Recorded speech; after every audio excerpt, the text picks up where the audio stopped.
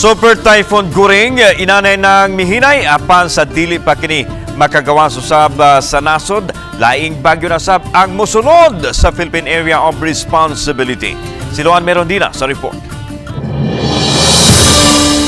Gikan sa Super Typhoon category, inanay na kining mihinay ngadto sa Typhoon category. Apan matod sa pag-asa, aduna pay posibilidad nga maglandfall ang bagyong Guring sa extreme northern Luzon, ilabi na habig sa Batanes karong Miyerkules. Samtang naglihok kini pagawa sa Philippine Area of Responsibility. May posibilidad usab nga magkaabot sulod sa Philippine Area of Responsibility ang bagyong Guring ug ang bagyong nagdanga-danga nga magpaduol sa nasod nga pagatawgo na unya og bagyong Hana. Hinuon way nakitang posibilidad ang pag-asa nga may Fujiwara effect o ang paglihok sa samang direksyon o pagdugol sa duha ka bagyo. Ang atong range kay bagyong Guring makagawa sa PAR is up to Thursday morning and makasulod si Hana sa atong Philippine Area of Responsibility. Ang atong range gihapon is Thursday morning, so diha sila mag-abot. Pero ang nakita nato kay bagyong Hana, mo sulod siya as typhoon category, so wala tay nakita na direct effect sa any part sa atong nasod, so walay landfall scenario.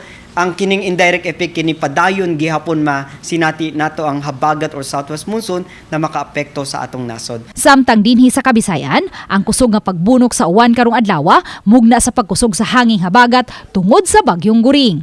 Gani sulod lang sa 17 minutos nga pag-uwan ganihang buntag, nakatala ang Pag-asa Visayas og 14.4 mm o 72,000 ka mga baril sa tubig uwan nga nabubo sa Subo matag square kilometer. Ubay-ubay usab nga mga color-coded heavy rainfall warning ang gipagawa sa Pag-asa sa nagkalain-laing dapit sa Kabisayan. Diri sa northern ug central part of Cebu, nakaabot sa yellow heavy rainfall warning. So until now, natay mga occasional heavy rains na sinati tungod kini sa habagat. Alas 11 ganihang buntag, miluwat na ang Pag-asa Visayas o gale warning.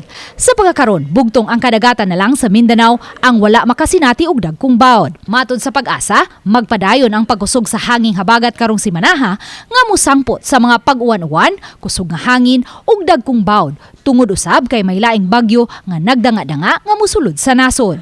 Uban ni Marlon Melgazo, Luan Merondina, Balitang Bisdak.